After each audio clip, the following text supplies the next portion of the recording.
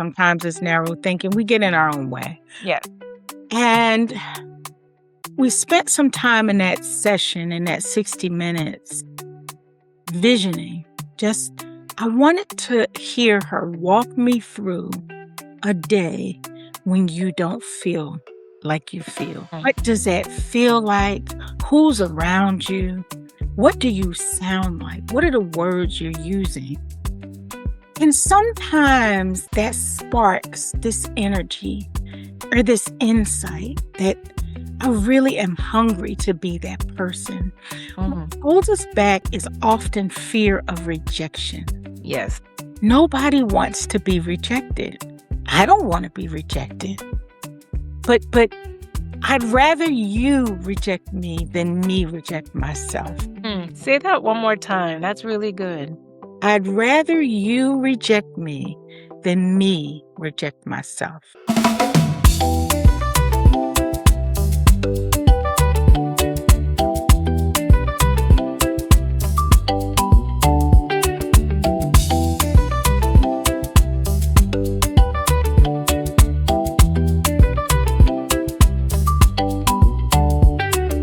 Welcome to Going Beyond the Image, a podcast about how leaders live their brand.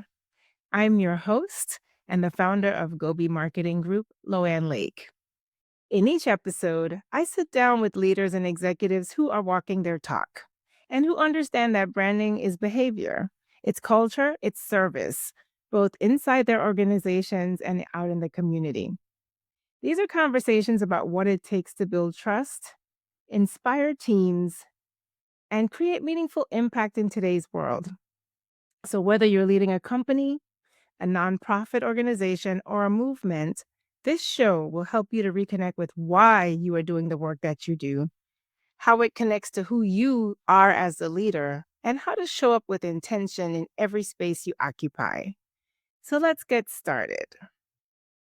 My guest today is Lisa Medley. She's an executive coach, a speaker, and the founder of Lisa Medley Coaching. She also has a powerful movement known as Radical Belief. And through her work, Lisa helps women, particularly Black women leaders, to reclaim their confidence, own their voice, and step boldly into the leadership roles that they were created for. Now, I'm going to let her tell you a little bit more about herself, but I first learned of Lisa's work on LinkedIn because of her connection with a mutual acquaintance. And what makes her work so special is that she has boldly stepped forward in faith as a leader in the community, integrating her belief in God with her work. And that has helped her to create an authentic coaching practice that openly integrates her personal beliefs with her professional coaching style. And it's helping leaders all over the world to ground in their influence, their purpose, their identity, and their conviction. In a time like today where many professionals are feeling pressure to compartmentalize who they are, Lisa challenges that stereotype and pushes us to do something different, to lead with both excellence and authenticity, and to recognize that integrity is the true foundation of influence. So today, we will gain some insight on faith as a leadership strategy. Welcome, Lisa Medley. How are you? Hey, Loanne. How are you? I am doing really well, and I'm so glad. I've been waiting to have this conversation with you, and I think it's really important, especially now, just seeing where the world is, how faith leaders are doing things that some might feel contradict what belief in God should be about. So I'm interested to just hear some more about that from you and how you've been leading in that space and helping people to not shy away from their, what guides them on a spiritual level and how Yeah. they bring that into the workplace. So would you mind telling our guests a little bit about yourself in terms of where's home for you and how you got to where you are today? Well, in West Philadelphia, born and raised. I am originally from Philadelphia. I live here right outside of Charlotte. So I live in a small community or town called Mount Holly, but it's right next door to Charlotte. So I typically say Charlotte. And I got here because Philly at the time, I've been here over 20 years. I have 5 children, and they were very small when I moved, and it was an intentional move. Philly became a little too busy, a little too chaotic, and I didn't want to raise the kids, and I wanted to raise them in a more peaceful, more settled environment. The schools were safer, I felt. And so I migrated here as a married woman. I am now divorced, and my children are grown. Wow. Well, that is wonderful. And I know we have that similarity of both having lived in Philadelphia, but you're from there. So that's home for you. But what I love about, Charlotte as a growing city is that we have a lot more folks from the Northeast bringing their cultural flavor to the South. So it's becoming quite a melting pot, even though it's a smaller city. It is a big melting pot, right? It I is. would say nobody's really from Charlotte. There's still a few, as they call themselves, unicorns, but you're correct in that. So, your journey has had various seasons of adversity, and I wanted to talk with you about how those seasons have helped to shape who you've become as a coach. So, could you tell our listeners just a little bit about your background that brought you to coaching? Yeah, sure. So I have a background in the financial industry. Prior to that, I was a nonprofit. And so, my divorce, my separation and divorce led me to a space where I had to reinvent myself. I had to find myself and I had to reinvent myself. And as a part of that journey, I took on a few jobs. I worked in nonprofit, as I mentioned, and that nonprofit job led me to what was then Wachovia Bank. I retired from Wells Fargo, who acquired Wachovia. In 2022, I worked there for a little over 16 years.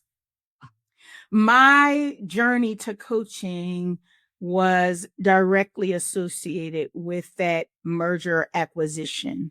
So when Wachovia was acquired by Wells Fargo, there was, as you can imagine, I mean, one big bank acquiring another big bank. Mm-hmm. There was just a lot of human capital impact. And I was leading at the time, and people I led were impacted, people who were peers of mine, friends of mine, they were impacted. And there was just confusion and chaos and I don't know, just things that I'd never experienced as a professional. Mm.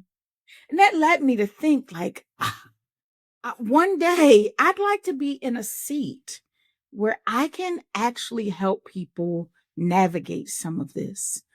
Now, I originally thought that that solution would be to study organization development, so, or psychology, whichever. Right. So I went back to school for my master's. I went to Queen's University of Charlotte. I started in their OD program, organization development program, and I was introduced to coaching through that program. And the very first class I had, I don't know, intro to coaching, coaching 101, something along those lines.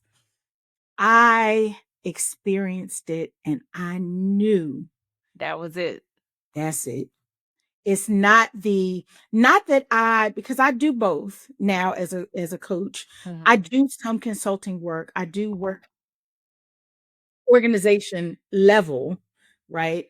But the bulk of my work, the meat and potatoes are really the human capital, Right. the people. And so that's kind of how I got here. But I love how you describe that though, because as you know, with mergers and acquisitions, there is a lot of layoff. And I don't think people really hone in on the fact that there are people affected on the other side of that. And so we that are really human capital, then brings it home.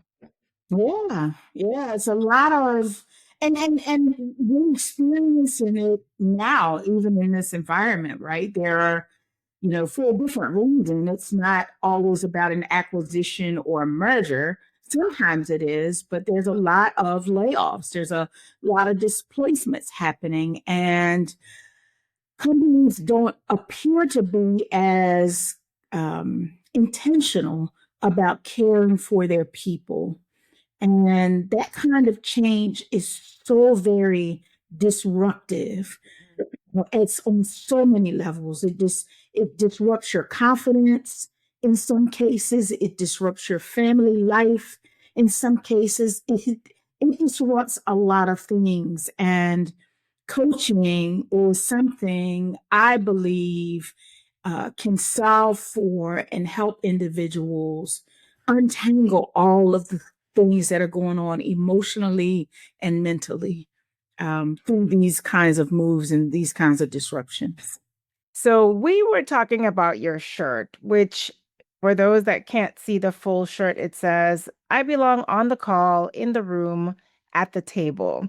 And it's become quite a sensation in the LinkedIn world, and I know within the business world, as people start to find their voice and acknowledge that they belong in all spaces, regardless of what others might think. Can you tell us a little bit more about how that concept came to be and then how it's become a part of your brand in the marketplace? So I belong on a call, in the room, at the table, recently trademarked. Yay! Yay! It's Um, awesome. That is really yes, huge. yes, yes. I'm so excited about it. It started, it was birthed in a coaching session. I was coaching an executive leader, which is, the space I work in. And she was one of only, so she was the only Black and African American woman or Black and African American person Mhm. at the table. Okay. She had to give a board presentation. There were two other women. They were non-Black, they were white, and the rest were men. And during our time together, she was, she wanted to use that time to sort of get her mind right and really get her head in the game, and her confidence was dipping as we were talking. And Mhm. if I could have held her, I would have held her arms and said, listen, you belong there. So I said to her, you belong on the call, you belong in the room, you belong at that table. Amen. And I don't know that I thought any more of it, after the session. But I went on to, as I was building out my coaching business, I hired a designer, Julian B. Chiganda, to work on some t-shirts. I wanted my logo on a shirt, and I wanted a gift box, just a way to welcome my new um, executive clients. Mhm. And Julian, I think, in the process was like, well, what do you want on the shirts? And, so I started brainstorming and went back through some coaching notes and, because I keep a notebook, and I was like, Right. this one, I think I want this one. And here we are. And here we are. That's what, 2 years ago, 3 years ago now? It was, the statement, my first t-shirt sold in 2022. Wow, 4 It was years ago. designed in 2021. I have sold over 400 of these t-shirts, which isn't, in the world of going viral, that is not viral by any stretch. But that's But significant. it is significant. And I need to get mine as you say that. I need to get mine. I kind of put it in the cart. So I need to get mine. And I encourage anyone listening or viewing this podcast, when we give you her website at the end of this program, check it out. It really is a powerful statement, and it just reminds you to be confident in yourself and not shrink regardless of who you're sitting next to. So I really, really love that. But that's a good segue then. Your work is, like I said, is deeply rooted in your faith. What led to your decision to really launch first a devotional community? Now you've got a product line. Like, what sparked that for you? Well, I went through, entrepreneurship is this way, right? Mhm.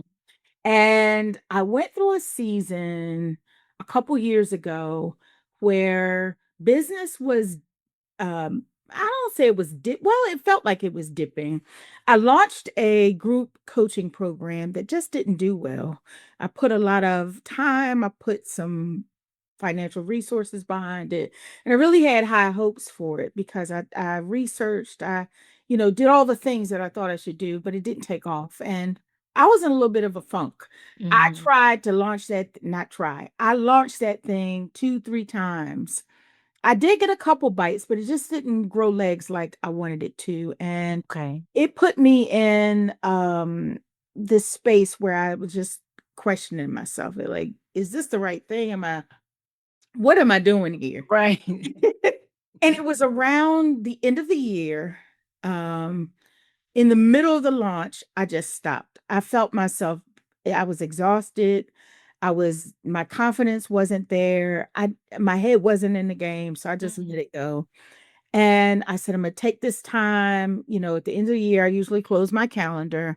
I'm going to take this time and I'm going to just give myself grace and pour back into me.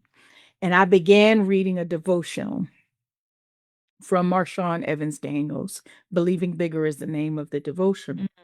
And it was so impactful.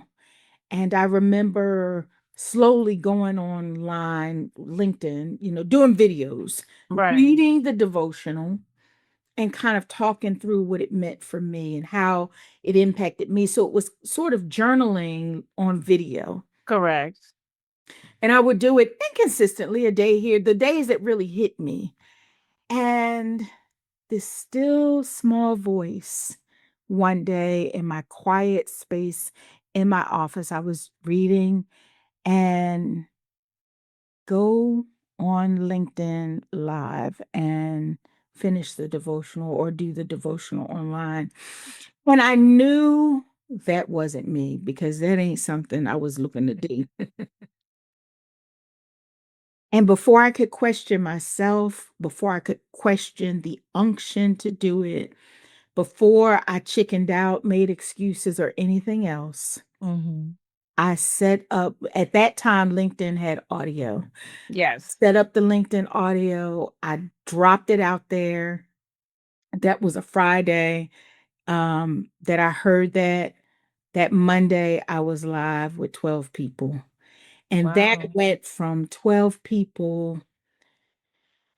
It was a 90-day devotion, excuse me, a 100-day devotional. Mhm. So over that 100 days, more than 300 people were in and out of that space. Right. It was phenomenal. And after it was over, I continued. I did it for an entire year, not just with that devotional, but just different books and different. Well, after I sunset it, I started it in 2023. I sunset it in 2024. And in 2025, I decided I'm going to do this and I'm going to write my own devotional through my lens and my experience with God, with my people, Mhm. and that's how Radical Belief was born. Well, I that feels like a praise moment between, it really does, because you said a lot in that, in meaning, one, you were obedient, right? And then you walked in faith, because some of us hear the voice and brush it off and be like, I don't, maybe that's not what I'm supposed to do. And rather than talking yourself out of it, you now have this product that adds to your brand about belief, that is who you have been. And I'm curious about how you're received in the corporate sector when you start to do the faith talk. How has that, I guess, been received, one? And then how has it benefited you as a coach, to step into the space of your spiritual awareness and talking about God in corporate spaces? If you could share that. Listen, the marketplace needs ministry, and the marketplace, in my estimation, was starving. Mm. There, 300 people, women and men, don't join a stranger's call. I didn't know these people, and they didn't know me. The 12 people who joined, I didn't know them. So there was no invite. It was There just was they no heard you and invite. jumped I in. went live and people Wow. dialed in, and they told their friends, and their friends told their friends and friends and friends. That meant, to me, that is when you know you have tapped into something important. Yes. And the marketplace needs ministry. Now, I don't go to every engagement. I don't speak from every stage from a place of faith. Faith lives in me, and I Mhm. believe my light shines, whether I say I'm a woman of faith or not. I Right. carry myself as one. I have no fear of any doors. If the door closes, It Luann, wasn't meant to be open. it closed for a reason. Amen. And I Yeah. walk in that, and I stand tall in that. Mhm. And if, I'm multifaceted, Right. I am not a one trick pony. And too many of us dial back Mhm. parts of ourselves because we fear, or we tell ourselves that that particular part won't be received. I lead with authenticity. I am vulnerable. I Mhm. was cheated on. I'm divorced. I have 5 kids. I was poor. I've been hungry. I've been bankrupt. I tell all of All of it, it. Awesome. all of it. And that is, to me, that's ministry, Mhm. right? God's word is powerful on its own. It speaks on its own, and it means different things to different people. What brings the word alive for me in my community is who I am and my journey. And so I just embrace it. I live it. I embrace it. I talk about it. And the corporate space has received it. Well, that's a wonderful thing, and I think it's a great conversation to have, especially in a time where so many people have been laid off, whether it's from the federal government, the private sector, nonprofits are having to lay people off because they've lost their funding. So you have this space of people who are now trying to figure out mid or late career, what do I do now? Because it does seem as though older professionals are being impacted because we're probably more expensive than someone fresh out of school, Yep. or someone that a company can groom into their culture. Yep. So how do you advise your clients then, especially those that might struggle with their confidence? How do you instill that radical belief in them so they can go and figure out what they're supposed to do next? Well, that's a great question. My clients, it starts with what they want. They have to want it more than I Mm. do. They have to want to change. They have to want to be free, and they have to want to be willing to put it out on the table. Once you come to me and say, I'm ready, I'm willing, I don't know how, that's what I'm here to do. You figure out the how. Got it. I'm here to help you figure out how. Once you get to a space where you're open, and we journey through. I have a framework. Most coaches do, or many do. We work on our emotional intelligence. Using um, scientifically validated assessments. We work on developing our network. That is the support most of us do not have. Right. You either have the connections and the context, but they're concentrated. So there's a concentration risk. When what Wachovia went through their thing, Mm-hmm. if all of your contacts and network is in that one space and they disperse, Disappear. Mm-hmm. what are you left with? Right? So we go through that exercise. We absolutely work on our mindset. And, I have a card deck with radical beliefs. Sometimes, if you're a person of faith, we're going in that book and we're Mm-hmm. pulling out some of those, what I call divine declarations. And we are getting to the core of what the word says and what that means for you. And through those channels, our executive presence is born. This is where we learn to walk what this show says, Mm-hmm. right? That mindset. This is where what does belonging in the room look like? How can you demonstrate that?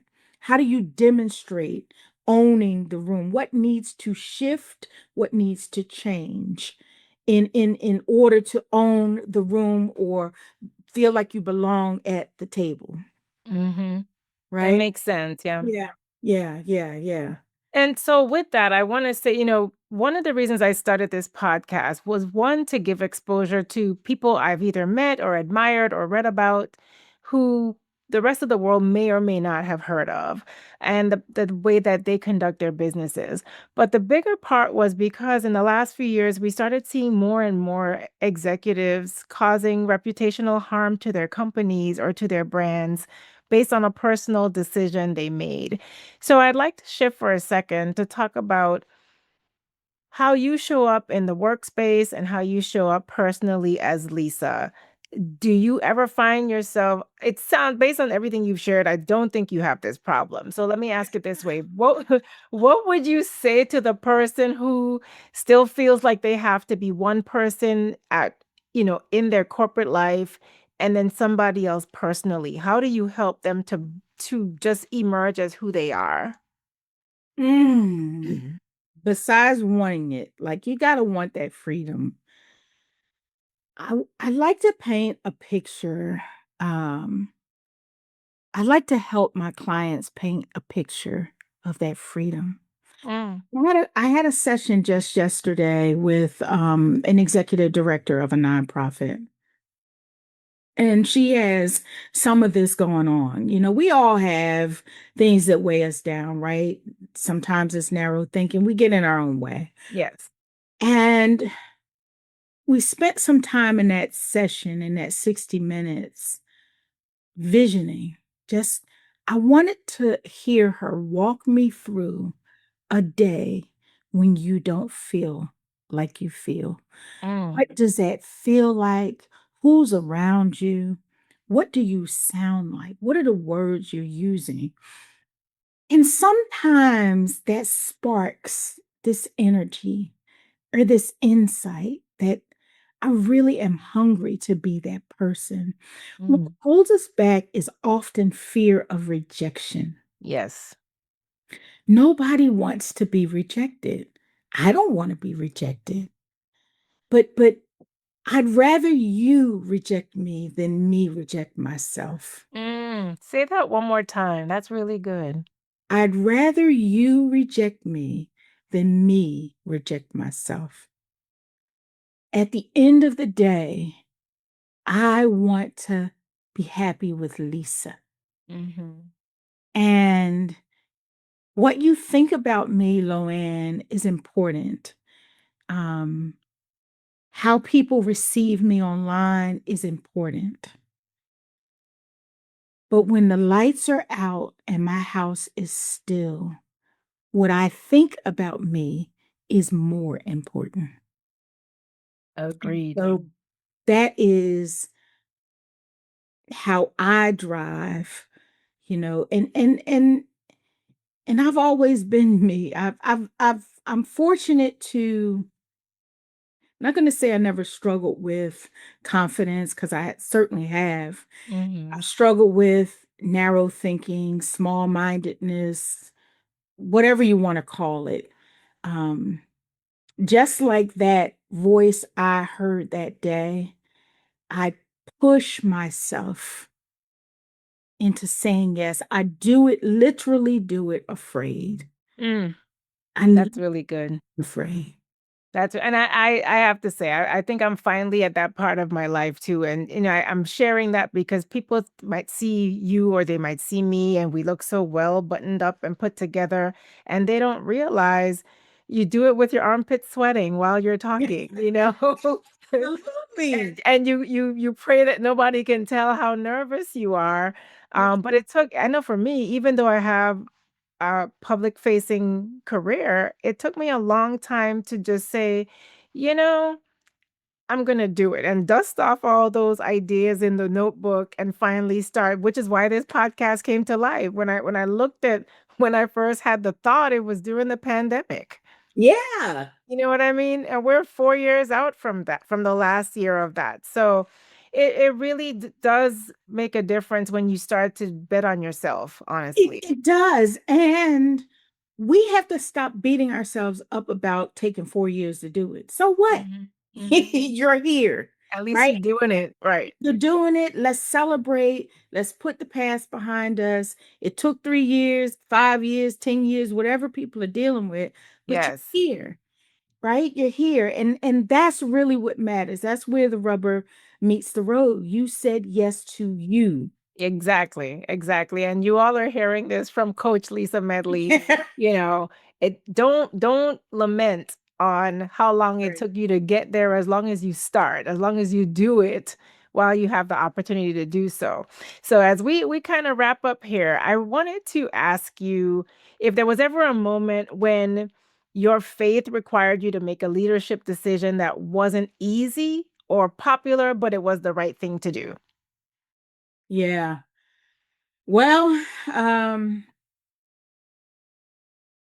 assuming you're not talking about, are you talking about leadership like when I was in the corporate space? Just Or in like, even if it's now, whatever you want to pick from, if there was ever a time, because when you're a person who walks in integrity the way you are, it's not, your position won't always be popular or welcome, but sometimes you have to stand your ground and say, sorry, but this is where I draw the line. So I'm just curious to know if you ever had to do that. Yeah. Well, I mean, I think I have to do it with, from time to time, I work with, so organizations typically hire me. Mm-hmm. Very rarely I'm open to do it, but very rarely do I get my clients, like some coaches have people, the contract person to person. I'm typically business to business. Mm-hmm. And sometimes there are asks um, that don't really align with the way I like to do things. And I have had situations where, it could be anything from, can you report back, or can you share X, Y, and Z? And confidentiality is very important to me. Mm-hmm. And I have to draw the line. I actually have a graphic. I'm gonna share it online next week. That Mm-hmm. that I walk.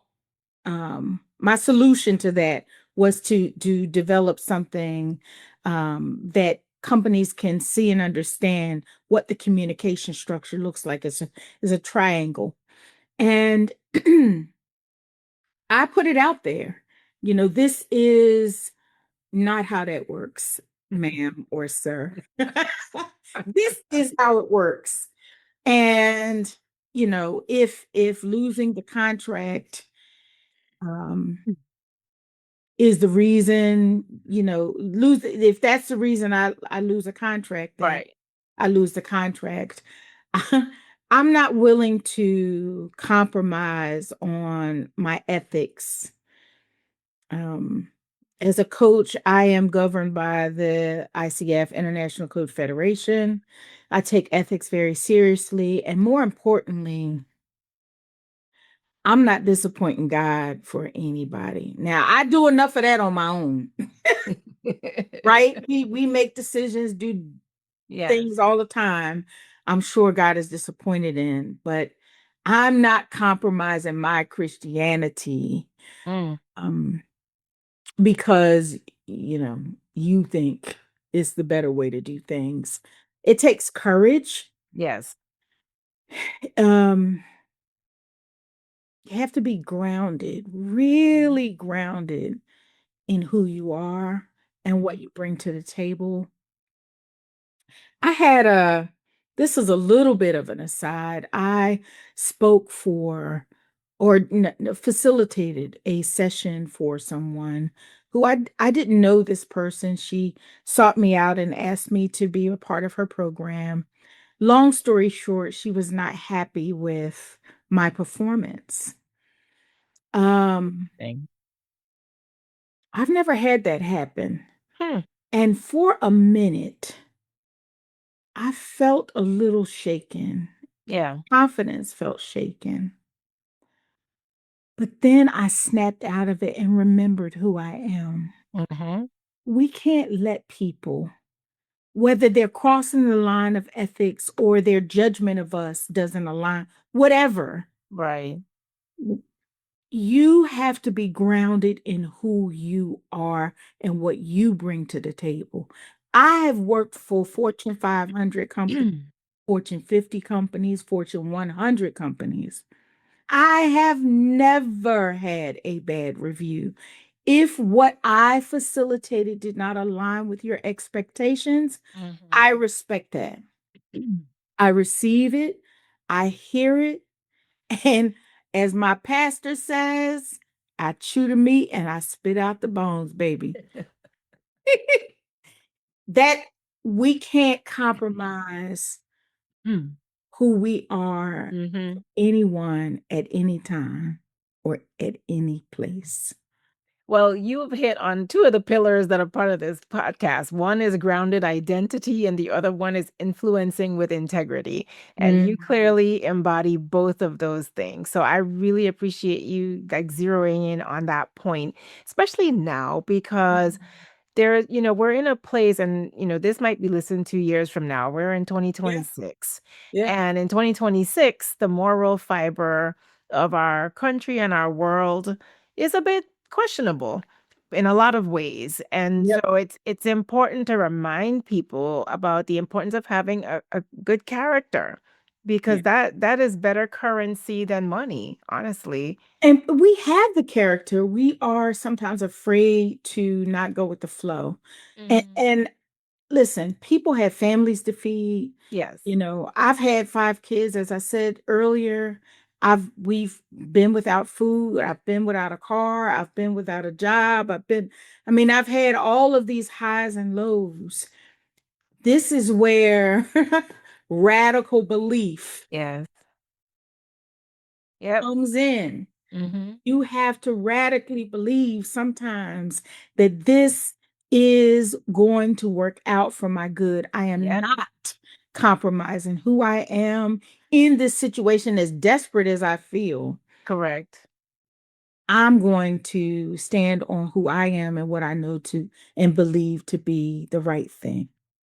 And with that, I think you just answered my question. My next question was going to be, what does living your brand mean to you? Mm. And it sounds like you just answered that unless you want to add anything else to that. Living my brand, it means everything to me. I lead with integrity always. Mhm. I wear this shirt. Loanne, I talking about being who you are. I thought to myself, well, should I put on a blouse and maybe a jacket and you know spruce up a little bit. Get a little dressed up for the I was podcast. like, who knows what corporation might see me and want to hire me? But you know what? I said, Lisa, this is how you show up all the time in your t-shirt. And Mhm. and this is because I believe it. I But live it and I proclaim it. You were gonna say so it's not just a slogan for your company. And for the folks that can't see this, she's talking about her shirt that reads, "I belong on the call, in the room, at the table." It's not just a slogan. It's not just a catchy phrase. It's how you live. I It's live like your ethos, and it is a part of your brand. So it's very on brand to wear that shirt for this interview. So I don't think it matters. I question if I should just be comfortable today and wear a t-shirt or some other type of branded shirt. And I was like, no, I'll put on the jacket and do the things. But you just freed me because one of these episodes, I'm just going to be comfortable. just be You know? comfortable. I This is how I show up for coaching in most cases. You had to read the room, right? Yes. Sometimes I go and facilitate for companies. In June next month I have to facilitate a 3-hour workshop with executive leaders on site. I don't Hmm. want to wear a jacket or something. Hmm. I'm still gonna be comfortable, but I'm Correct. gonna you have to read the room. Yes. Um, but this is me. Yes. This is my brand. This is Lisa. This is what I live. Hmm. This is what I work with my clients through. I don't care if they're white, black, men, or women. We all have moments of doubt. We all have moments where we need to be reminded of who we are. And I, I don't want to compromise that. I don't, not that I mind dressing up for you. But this is me. This is And me. I rather that my guests be comfortable and represent who they are, because that's really at the heart of this conversation is who are you when you're not at your desk, and how do you fit those all together to just be a good person, a good leader, a good ambassador for your brand. So this has been such a rich conversation, and I have just a couple of quick questions Yeah. that we do as a rapid fire before we close out today. Um, what is one belief or value that keeps you grounded no matter what role or position you hold? A belief or value. I matter. You matter.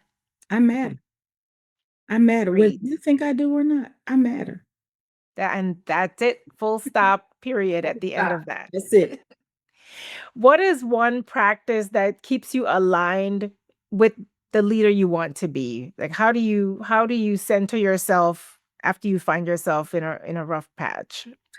I'm an introvert, so I find quiet spaces and I usually read. And Mm. sometimes it's a book.